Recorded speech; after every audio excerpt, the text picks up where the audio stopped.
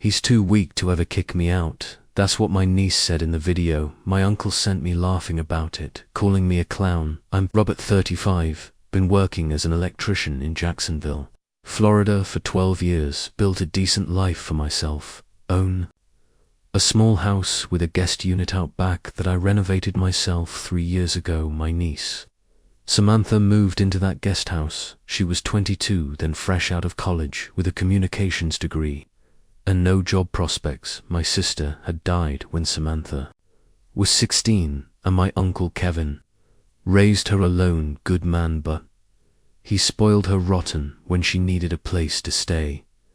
Temporarily, I said yes. Family helps family. The temporary arrangement became permanent real quick. First month, she promised to pay rent. Once she found work, second month, same story. By the 6th month, I stopped asking, figured she was struggling, trying to get her feet under her eye, covered her utilities, bought groceries for both of us, even helped with her car insurance when she claimed she was broke. 3 years. 3 years of watching her come and go at all hours, bringing friends over for loud parties, treating my property like her personal playground. She never once offered to help with yard work or basic maintenance when I asked her to keep the music down. She'd roll her eyes and say, "It's not that loud, Uncle Rob," like I was some pushover relative, instead of the man letting her live rent-free in a place worth $800 a month. The video came last Tuesday night. My uncle Kevin forwarded it without any message, just the clip. Samantha was at some bar with her friends, obviously drunk, bragging about how she had me wrapped around her finger. "He's such a clown," she said, laughing. "Played him like a fool. He's too weak to ever kick me out. Free, rent-free, free, everything. He won't do anything about it." Her friends were laughing too. One of them said, "You're lucky you found such a sucker." Samantha raised her drink to Uncle Rob, the biggest pushover in Florida. I watched that video 3 times, didn't get angry, didn't throw my phone, just sat there in my kitchen, really understanding what I'd been dealing with for the first time. The disrespect wasn't new, the taking advantage wasn't new, but seeing it laid out so clearly, hearing her mock me to strangers, that was different. I'd been played all right, but not the way she thought. I should have seen it coming years earlier. My sister Claire had always worried about Samantha's entitled attitude. Even before the cancer took her, that girl expects the world to hand her everything, Claire told me during one of her treatments. Kevin gives her whatever she wants. Someone needs to teach her about consequences. I promised Claire I'd look out for Samantha if anything happened. Seemed like the right thing to do when a dying woman asks you to help raise her daughter, but looking out for someone doesn't mean enabling them. After Claire died, Kevin threw himself into work and guilt any time Samantha wanted something, he'd buy a new car. At 17, college, paid in full. Spring break trips to Miami. She learned early that tears and manipulation got results when she graduated college with no real skills and no work ethic. Kevin was relieved when I offered the guest house, just until she finds her direction. He said she's been through so much, everyone had been through something. I'd lost my sister too, but I still showed up to work every day, paid my bills, maintained my property. Samantha acted like grief was a permanent excuse for irresponsibility. The warning signs were there from the beginning. She never cleaned up after herself, left dishes in the sink for days, used my laundry room without asking, leaving her clothes in the machines for hours. When I mentioned these things, she'd get defensive or change the subject. 6 months in, I found out she'd been telling people she was house-sitting for me, like she was doing me a favor. A year in, she started charging her friends to park in my driveway during parties. When I confronted her about it, she said, "I thought you wouldn't mind, it's not like you use all that space."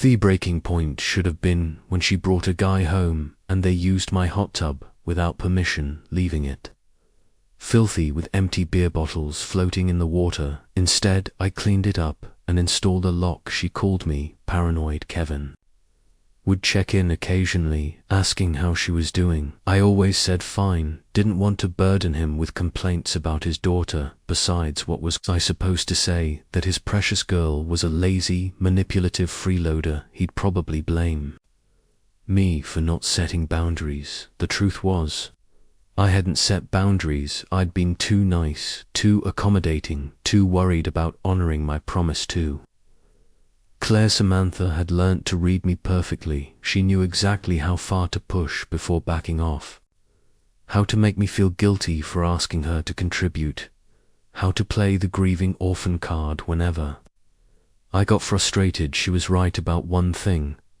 I had been too weak to kick her out, but that was about to change. I didn't sleep that night, kept thinking about the video, about her friends laughing at me, about 3 years of being taken for granted by earning. Something had shifted. The anger was gone, replaced by something colder and more focused. I made coffee and sat on my back porch, looking at the guest house. Samantha's car was their same beat-up Honda I'd helped her fix multiple times. Lights were still on inside. She never bothered turning them off. Why would she? She didn't pay the electric bill for the first time in years. I saw the situation clearly. This wasn't about family loyalty anymore. This wasn't about keeping a promise to my dead sister. This was about a grown woman who had chasento, mock and exploit the person helping her, and who felt so secure in that exploitation that she bragged about it publicly. The guest house was legally a separate rental unit. I'd gotten the proper permits when I converted it, set up separate utilities, made sure everything was code compliant. That meant tenant-landlord laws applied, even without a formal lease. Florida statute was clear about month-to-month tenancies and eviction procedures. I'd been too nice to enforce any rules, but the law was still there. Around 10 o'clock a.m. Samantha emerged from the guest house in her pajamas to get coffee from my kitchen. She did this every morning, treating my house like an extension of hers today. I watched her through the window, noting how comfortable she looked, how entitled to everything I'd provided. "Morning, Uncle Rob," she said, patting around my kitchen in bare feet. "We're out of that good coffee, the expensive stuff. I'll pick some up," I said. She grabbed a muffin from the counter, one I'd bought specifically for my own breakfast. "Thanks. Oh, and my friend Maya might crash her tonight.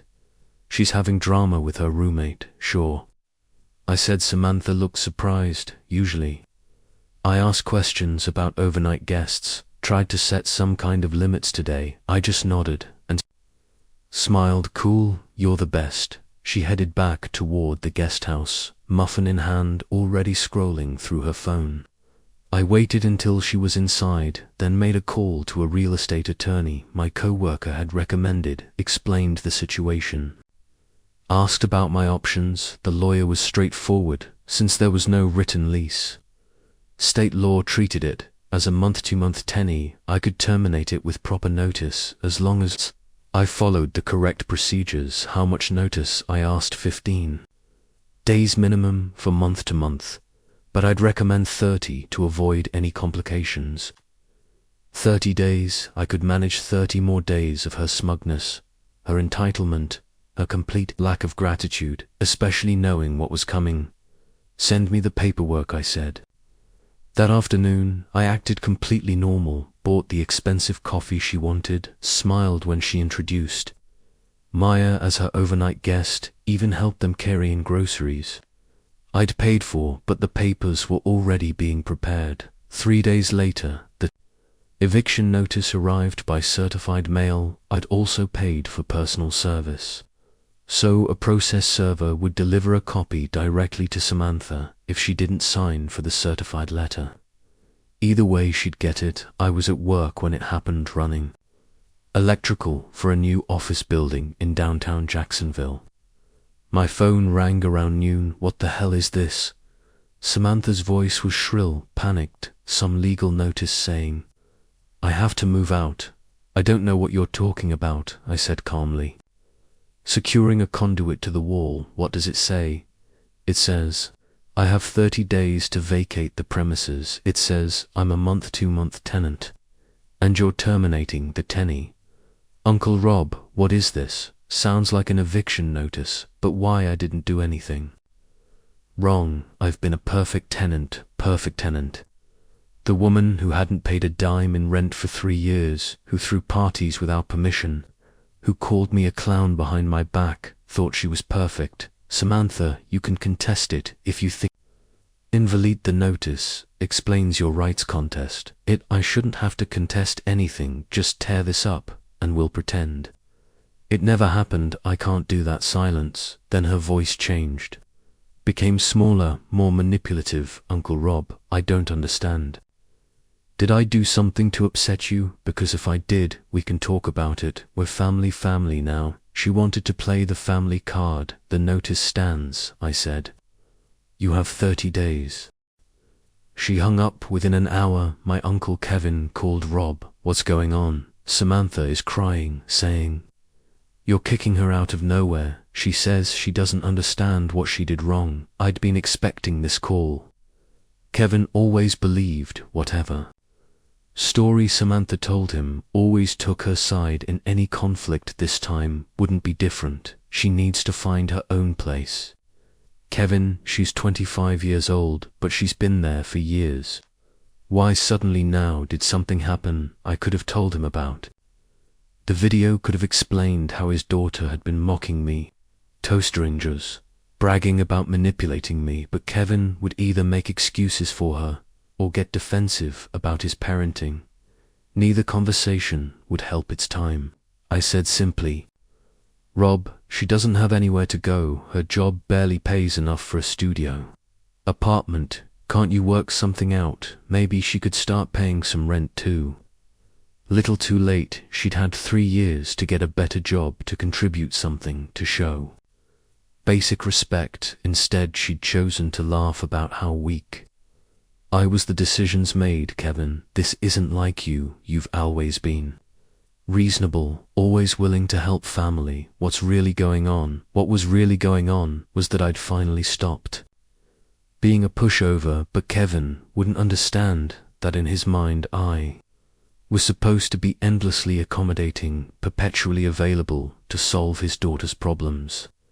I'm sorry you're upset, I said, but this is my property, and I have the right to decide who lives on it. Kevin's voice hardened. Fine, but don't expect Samantha to forgive you for this, and don't expect me to either, after everything we've been through as a family, after losing Claire. I thought we could count on you. The guilt trip. I'd been expecting that too. Kevin was almost as good at manipulation as his daughter. I understand you're disappointed. I said disappointed. I'm disgusted. Claire would be ashamed of how you're treating her daughter. That hit harder than I'd expected. But I knew Claire would actually be proud of me for finally setting boundaries she'd been worried about. Samantha's entitlement, long before she died. Goodbye, Kevin.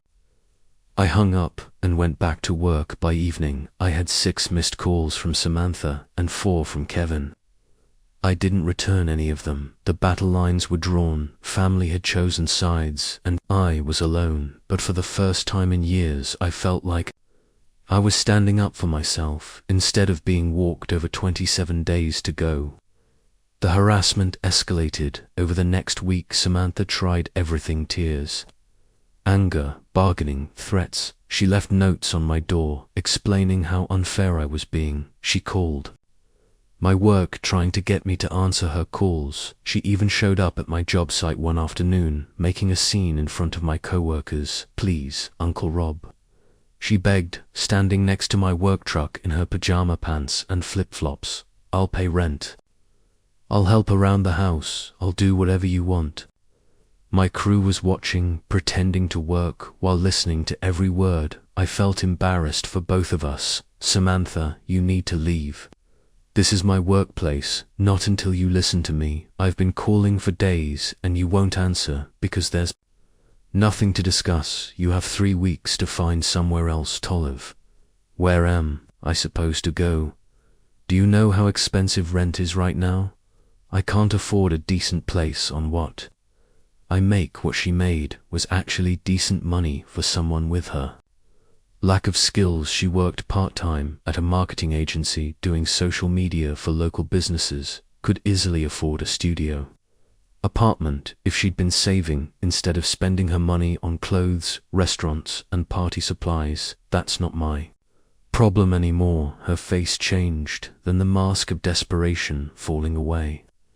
You know what, fine, but you're making a huge mistake when people find out how you treated family, how you threw out your own niece after she lost her mother. They're going to see what kind of person you really are.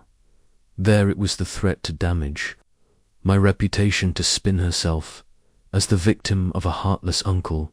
I'd been wondering when she'd get to that. Good luck with that, I said, and climbed into my truck. She was still standing there when I drove away, shouting something I couldn't hear through the closed windows. That night, I found out exactly how she planned to play the victim card. My neighbor Janet knocked on my door around 8 o'clock p.m. Rob, I hope you don't mind me asking, but is everything okay with Samantha? She came by earlier, crying, saying you were forcing her out because you needed the money. Interesting spin. Samantha was telling people I was evicting her for financial reasons, not because of her behavior made me look greedy instead of fed up. She needs to find her own place, I said simply. Oh, I understand completely. I just felt bad for her. She seemed so upset, so confused about why this was happening. She said you two had never had any problems before, never had problems. The rewriting of history had begun. In Samantha's version, we'd been getting along perfectly until I suddenly decided to throw her out for no reason. She'll be fine, I said. She's a grown woman. Janet nodded, but I could see the doubt in her eyes. Whatever story Samantha had told her was more compelling than my brief responses over the next few days. I noticed other neighbors looking at me differently. A few people who usually waved when they saw me working in the yard suddenly found other things to focus on. Word was spreading through the neighborhood that I was heartlessly evicting my orphaned niece. I could have defended myself, could have explained the real situation, but that would mean sharing family business with neighbors, revealing how Samantha had been taking advantage of me for years. It would make me look like someone who couldn't handle his own family problems, so I stayed quiet and let people think what they wanted to think. Samantha was playing this exactly like I'd expected. The victim card, the reputation attack, the public sympathy campaign. She was good at manipulation, I'd give her that, but she'd made one crucial mistake. She thought I cared more about what other people thought than about my own self-respect. With 2 weeks left on the notice, Samantha made her final, desperate play. She called my work on a Thursday morning, claiming it was a family emergency, when my foreman handed me the phone. She was sobbing. Uncle Rob, I need to tell you something. I found out why Dad sent you that video. I'd wondered when she'd figure out that the video was what triggered everything. Took her longer than I'd expected. What video? I said. Don't lie to me. I know Dad sent you the video of me at Marley's bar, but you don't understand the context. I wasn't talking about you. I was talking about some guy who's been bothering me at work. Creative. She was trying to reframe the entire conversation, pretend it had been about someone else. Problem was, I'd watched that video carefully. She'd specifically mentioned free rent-free food and not being able to get kicked out. No workplace harassment story could explain those details. Samantha, I don't know what you're talking about. Please don't make me do this the hard way, she said, her voice shifting from pleading to threatening. I really don't want to have to file a complaint. What kind of complaint? A wrongful eviction suit. I talked to a lawyer yesterday. He said I might have grounds since there was never a written lease agreement, and you're retaliating against me for personal reasons. I'd been expecting this too. Desperation makes people reach for whatever weapons they can find, even legal ones they don't understand. You should definitely follow your lawyer's advice, I said. He also said that since I've been living there for over 3 years, I might have established tenant rights that go beyond a normal rental agreement. Especially since I never paid rent, and you never asked for any until now. Actually, she was sort of right about that. Long-term occupancy without formal agreements could create complications, but she was also wrong about one crucial detail. Did you tell your lawyer that you never paid rent? Of course, that's the whole point. You can't suddenly demand payment after 3 years of accepting nothing interesting. What else did you tell him? That you're retaliating against me because of some personal grudge? That you've never had any complaints about my tenancy before? That this came out of nowhere? She just admitted to lying to her attorney. If she took this to court, I'd have evidence of her dishonesty, plus the video showing her real attitude toward our arrangement. Well, you should definitely file that lawsuit. I said, I'm sure your lawyer will represent you for free while you look for a new place to live. Rob, please, I'm trying to be reasonable here. Can't we work something out? What if I pay you back rent for the last few months and start contributing going forward? Back to bargaining. The lawsuit threat had been a bluff, and we both knew it. The notice stands fine, but when this destroys our family relationships, when Dad never speaks to you again, when everyone knows what kind of person you really are. Remember that you chose this. I'll remember, I said, and hung up. That afternoon, I drove by the guest house and saw boxes stacked by the door. She was finally packing. Either she'd realized the legal threats were empty, or she'd figured out that I wasn't going to back down no matter what pressure she applied. Either way, the countdown was working. 10 more days and she'd be gone. I felt lighter than I had in years. Moving day arrived on a Saturday. I watched from my kitchen window as Samantha loaded boxes into her Honda, making multiple trips between the guest house and her car. She'd found a studio apartment across town, probably costing her most of her monthly income. Kevin showed up around noon in his pickup truck to help with the larger items. He didn't knock on my door, didn't wave, didn't acknowledge my existence, just focused on getting his daughter moved out as quickly as possible. I could have gone outside, could have tried to smooth things over, could have offered to help load the truck. Instead, I stayed inside and watched them struggle with her dresser and mattress. Let them figure it out. Around 300 p.m., there was a knock on my door. Samantha stood there alone, holding a single key. Here's your key back, she said, not making eye contact.